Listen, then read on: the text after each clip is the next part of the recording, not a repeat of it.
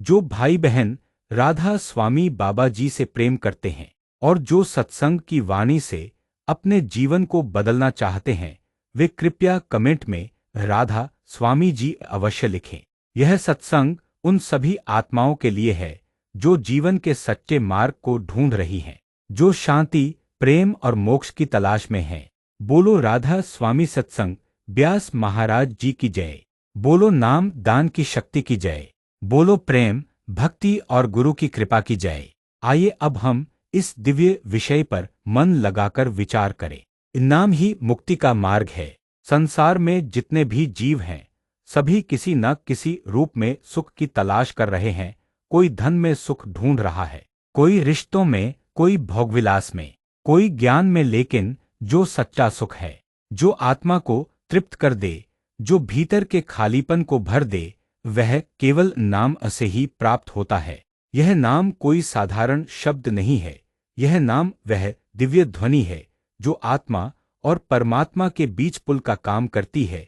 जब हम सतगुरु की शरण में आते हैं, जब गुरु हमें नाम का दान देते हैं, तभी से आत्मा की असली यात्रा प्रारंभ होती है। यह नाम ही हमें जन्म मरण के चक्र से मुक्त करता है। दुनिया के कितने ही महापुरुषों ने यही सत्य कहा है कि जब तक आत्मा को नाम का सहारा नहीं मिलता, तब तक वह इस संसार के जाल में फंसी रहती है। यह संसार एक मोहमाया का जाल है और केवल नाम ही वह तलवार है जो इस भ्रम को काट सकती है। राधा स्वामी मत के अनुसार मनुष्य जीवन का मुख्य उद्देश्य ही आत्मा को परमात्मा से मिलाना है, और वह मिलन तभी संभव है जब हम नाम का जाप करें, सुमिरन करें और शब्द की कमाई करें। केवल पूजा पाठ, दान पुण्य या व्रतोपवास से मुक्ति नहीं मिलती जब तक कि नाम का अभ्यास न हो। बाबा जयमल सिंह जी महाराज, बाबा सावन सिंह जी और बाबा गुरबचन सिंह जी, इन सभी महान संतों ने यही कहा है कि नाम ही एकमात्र ऐसी शक्ति है जो आत्मा को ऊपर उठा सकती है। सतगुरु हमें नाम देकर उस शक्ति से जोड़ते हैं। सतगुरु का कार्य ही होता है आत्मा को नाम के मार्ग पर लगाना और मोक्ष की ओर ले जाना। जब हम नाम कहते हैं तो इसका अर्थ केवल किसी मंत्र, शब्द या भाषा के अक्षर नहीं है। नाम का अर्थ है वह अनहद नाद, वह शाश्वत ध्वनि जो ईश्वर से निकली है और जो आज भी हमारे भीतर विद्यमान है। यह वही शक्ति है जिससे संपूर्ण सृष्टि की उत्पत्ति हुई। जब आत्मा उस ध्वनि से जुड़ती है तो वह अपने वास्तविक स्वरूप को पहचानने लगती है। परंतु यह नाम केवल किताबों से नहीं मिलता, न ही किसी बाहरी यज्ञ या अनुष्ठान से। यह नाम केवल सद्गुरु की कृपा से ही प्राप्त होता है। वह सद्गुरु जो स्वयं उस ध्वनि से जुड़े होते हैं, वही आत्मा को नाम की वास्तविक अनुभूति करवा सकते हैं। बिना नाम के जाप के हमारी आत्मा जैसे अंधेरे में भटकती रहती है। बाहर से हम चाहे कितने भी सफल क्यों न हों, भीतर एक अधूरापन हमेशा बना रहता है। वह खालीपन केवल नाम की रोशनी से ही दूर हो सकता है। हमारे जीवन में बहुत कुछ होता है, सुख, दुख, रिश्ते, उपलब्धियां, हानि, लेकिन इन सब के पार एक ऐसी शांति होती है जो केवल आत्मिक अनुभव से मिलती है, और वह अनुभव नाम से ही संभव है। जैसे नदी का जल समुद्र से आया है, वैसे ही आत्मा परमात्मा का अंश है, लेकिन जब तक वह धारा वापस समुद्र में नहीं मिलती, उसे चैन नहीं मिलता। और यही मिलन नाम के माध्यम से होता है। नाम ही वह मार्ग है, वह नाव है जो आत्मा को फिर से अपने मूल स्थान तक पहुंचाती है। राधा स्वामी सत्संग का यही मूल संदेश है कि जीवन का वास्तविक उद्देश्य परमात्मा से मिलन है, और वह मिलन केवल नाम से संभव है। जो आत्मा सच्चे प्रेम और श्रद्धा से नाम का जाप करती है, वह धीरे धीरे अपने कर्मों के जाल से मुक्त होने लगती है। संसार में अनगिनत लोग हैं जो दिन रात पूजा पाठ, मंत्र जाप, व्रत, तीर्थयात्रा करते हैं, लेकिन फिर भी भीतर की शांति नहीं मिलती। क्यों? क्योंकि वे केवल बाहरी साधनाओं में लगे हैं। और आत्मा का मिलन तभी होता है जब वह भीतर की यात्रा पर निकले।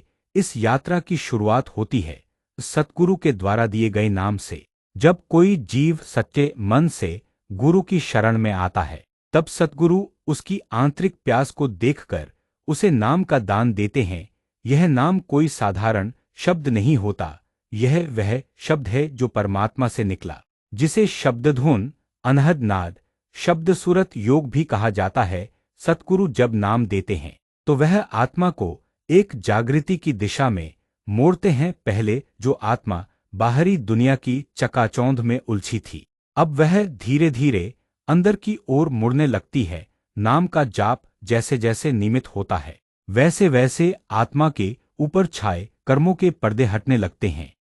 यह प्रक्रिया तुरंत फल देने वाली नहीं होती, इसमें धैर्य चाहिए, श्रद्धा चाहिए और सबसे जरूरी नियमित अभ्यास चाहिए। सतगुरु केवल रास्ता दिखाते हैं, लेकिन चलना हमें ही होता है। जैसे खेत में बीज बोने के बाद किसान उसे रोज पानी देता है, धूप सर्दी सहता है, तब कहीं जाकर फसल पकती है, वैसे ही नाम का फल भी निरंतर अभ्यास से ही मिलता है। बाबा जी बार बार कहते हैं, इन नाम में अपार शक्ति है, लेकिन उसका लाभ तभी मिलेगा जब आप उसे पूरे समर्पण भाव से जपोगे। नाम को सिर्फ होठों से नहीं, मन से, दिल से और सूरत से जपना पड़ता है। जब मन बेकाबू होता है, इधर-उधर भागता है, तब नाम ही उसे पकड़ने की डोरी बनता है। धीरे धीरे मन शांत होता है, विचार रुकते हैं और आत्मा भीतर की यात्रा पर चल पड़ती है। इस संसार में सब कुछ क्षणभंगुर है, दौलत, रिश्ते, शरीर सब एक दिन समाप्त हो जाएंगे, लेकिन जो नाम की कमाई आत्मा ने की होती है वही उसके साथ जाती है। वह ही उसे अगले जन्मों से मुक्त कर मोक्ष की ओर ले जाती है। अब अगली कड़ी में हम चर्चा करेंगे नाम के अभ्यास में आने वाली बाधाएं, कैसे मन से युद्ध करें और कैसे निरंतर भक्ति में बने रहें। नाम की साधना में आने वाली बाधाएं और उनका समाधान। जब सतगुरु नाम का दान देते हैं तब आत्मा को परम मार्ग की दिशा दिख जाती है, लेकिन रास्ता इतना आसान नहीं होता, क्योंकि मन जो जन्मों जन्मों से संसार के आकर्षण में बंधा हुआ है वह इतनी जल्दी मुक्त नहीं होता। जैसे कोई बैल जो वर्षों से एक ही राह पर चला हो, उसे जब नया रास्ता दिखाया जाए तो वह बार बार पुरानी राह पर लौटने की कोशिश करता है। ठीक वैसे ही हमारा मन बार बार संसार की ओर खींचता है।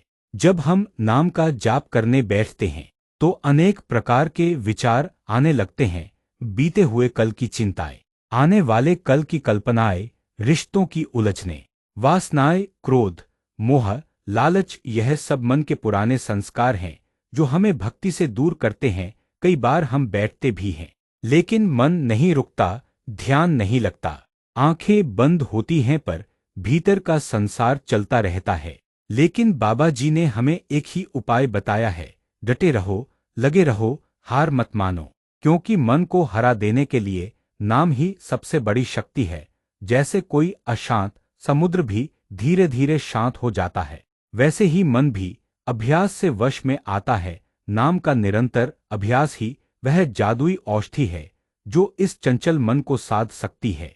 हमें यह नहीं देखना चाहिए कि ध्यान में कितनी देर बैठे, बल्कि यह देखना चाहिए कि कितनी श्रद्धा से बैठे। कभी कभी 2 मिनट का सच्चा जाप वर्षों की साधना पर भारी पड़ता है। बाबा जी कहते हैं, सच्चा प्रेम हो तो नाम खुद बेखुद भीतर उतर जाता है। कई साधक कहते हैं, हमें अनुभव नहीं होता, हमें कुछ सुनाई नहीं देता, भीतर प्रकाश नहीं दिखता। लेकिन क्या हम पूरी श्रद्धा से बैठे हैं? क्या हमने अपने जीवन को शुद्ध किया है? क्या हमारा मन निर्मल है? क्योंकि जब तक मन शुद्ध नहीं होता तब तक अनुभव आ भी जाए तो वह ठहरता नहीं। जैसे गंदे बर्तन में अमृत डाला जाए तो वह भी अशुद्ध हो जाता है, वैसे ही अशुद्ध मन में नाम की ध्वनि टिक नहीं सकती। इसलिए पहले मन को संस्कारों से मुक्त करना जरूरी है, और वह नाम के बिना नहीं हो सकता। यह एक चक्र है। अभ्यास से मन शुद्ध होता है और शुद्ध मन से अभ्यास गहरा होता है।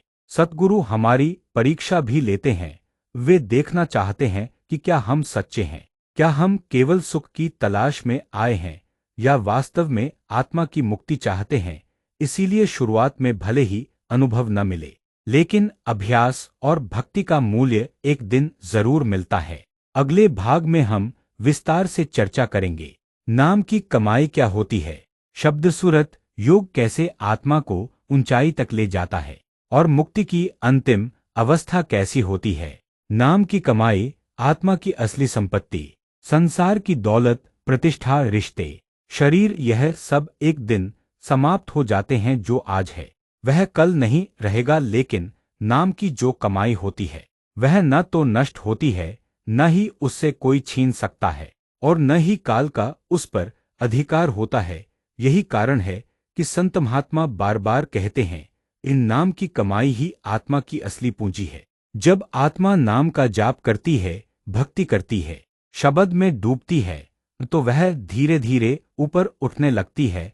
उसके भीतर प्रकाश होता है, और उस प्रकाश में ही उसका मूल स्वरूप दिखाई देने लगता है। यह कोई कल्पना नहीं है, यह अनुभव है जिसे हजारों संतों और भक्तों ने किया है।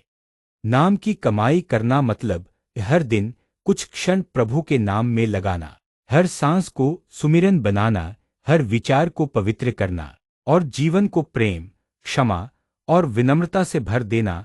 यह कोई बाहरी साधना नहीं, यह तो एक भीतर की तपस्या है, जिसमें हम अपने असली घर की ओर लौटते हैं। जो साधक नाम की कमाई करता है वह धीरे धीरे संसार की मायाजाल से ऊपर उठने लगता है। उसका मन न तो सुख में डोलता है, न ही दुख में टूटता है। वह जान जाता है कि ये सब परिवर्तनशील चीजें हैं, और असली स्थायित्व केवल नाम में है। राधा स्वामी सत्संग ब्यास में बाबा जी ने बार बार यही कहा है, जब तुम संसार में सब कुछ खो दोगे, तब केवल नाम तुम्हारे साथ रहेगा। इसलिए आज से ही अपने जीवन की असली कमाई शुरू करो। नाम की कमाई कोई दिखावे की चीज नहीं होती, यह एक मौन साधना है जो भीतर घटती है। बाहर से आप सामान्य जीवन जी रहे होते हो, काम कर रहे हो, परिवार चला रहे हो, लेकिन भीतर हर वक्त सूरत उस परमध्वनि से जुड़ी होती है। कुछ लोग पूछते हैं, क्या हमें घर छोड़ना होगा? क्या भक्ति का मार्ग केवल सन्यासियों के लिए है? नहीं, राधा स्वामी मत यही तो सिखाता है कि संसार में रहते हुए भी, अपने कर्तव्यों को निभाते हुए भी नाम की कमाई की जा सकती है। इसीलिए इसे गृहस्थ संप्रदाय भी कहा गया है। बाबा जी हमेशा कहते हैं, सत्संग सुनो, सेवा करो और सुमिरन करो, यही त्रिवेणी है मुक्ति की। जैसे जैसे नाम की कमाई बढ़ती है, वैसे वैसे आत्मा निर्भय हो जाती है। मृत्यु का भय समाप्त होने लगता है, क्योंकि साधक जान जाता है कि शरीर मर सकता है, लेकिन आत्मा अमर है। और जब आत्मा को नाम का सहारा होता है, तो वह मुक्त होकर अपने मूल स्थान की ओर चली जाती है। अगले भाग में हम आत्मा की उस यात्रा को समझेंगे। शब्द सूरत योग की प्रक्रिया, अंदर के मंडलों की अनुभूति, और मुक्ति की अंतिम अवस्था सतलोक का दर्शन। शब्द सूरत योग, आत्मा की भीतर की यात्रा। जिस क्षण आत्मा को सतगुरु नाम का दान देता है, उस क्षण से ही आत्मा की भीतर की यात्रा आरंभ हो जाती है। यह यात्रा बाहर से नहीं दिखती, लेकिन भीतर एक गहन क्रांति की शुरुआत हो जाती है। जैसे कोई सोया हुआ मनुष्य धीरे धीरे जागने लगे, वैसे ही आत्मा भी अपने वास्तविक स्वरूप को पहचानने लगती है। यह पहचान आसान नहीं है, क्योंकि जन्मों से वह मन और इंद्रियों की गुलामी में जीती आई है। सतगुरु हमें जो नाम देते हैं वह कोई साधारण मंत्र नहीं है, वह शब्द है, और यह शब्द जो अंदर ध्वनि रूप में गूंजता है वही आत्मा की असली दिशा है।